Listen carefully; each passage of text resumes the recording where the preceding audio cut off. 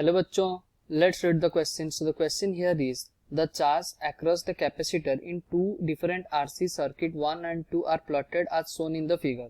Choose the correct statement related to the two circuit. Okay, तो हमें क्या पूछा गया है, हमारे पास एक ग्राफ है, वहां से बताना है ये चारों स्टेटमेंट सही है या गलत है. Okay, so the key concept of question here is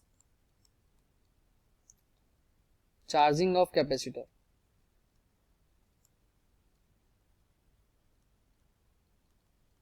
तो इसका हमें फॉर्मूला पता है, Q equals to Q not whole into 1 minus e to the power minus t upon R सी.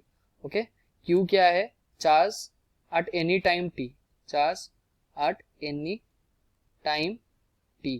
और Q नॉट क्या है? Maximum charge. ये हमारा मैक्सिमम चार्ज है. ओके, और RC क्या है हमारा? RC is the time constant, time constant.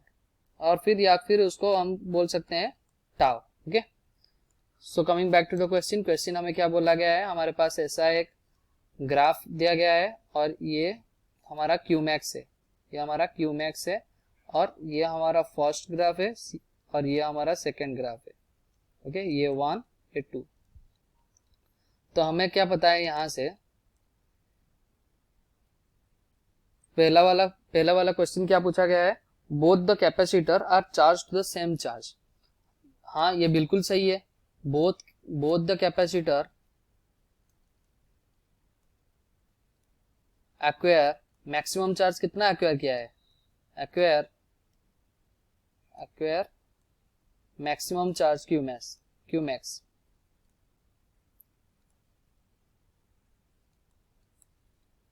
Okay, so ये वाला बिल्कुल सही है, ये वाला स्टेटमेंट बिल्कुल सही है. तो सेकंड स्टेटमेंट देख लेते हैं. EMF of the cell in both the circuit are equal.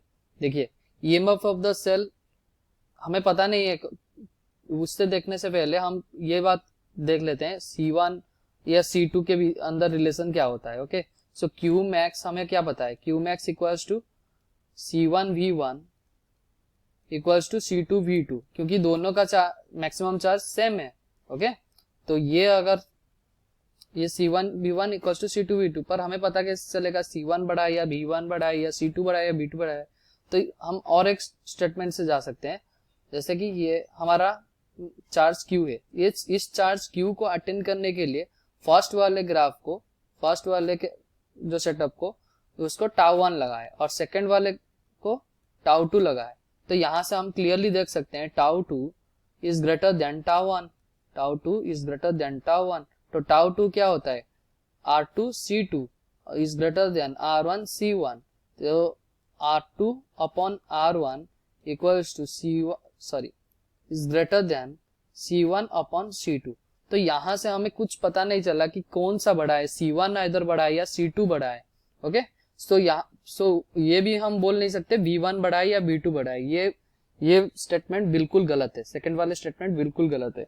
तो थर्ड वाले स्टेटमेंट क्या बोल रहा है, EMF of the cell may be different. Okay, हाँ, ये बोल सकते हैं, EMF of the cell can be same और can be different, may be same और डिफरेंट. ओके,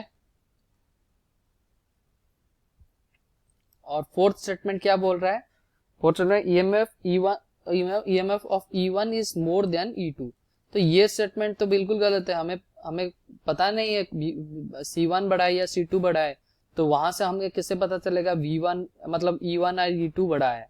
ओके, सो ये स्टेटमेंट हम नहीं बोल सकते. So our option A and C are correct. Okay, hope you understood well. Best of luck. Thank you.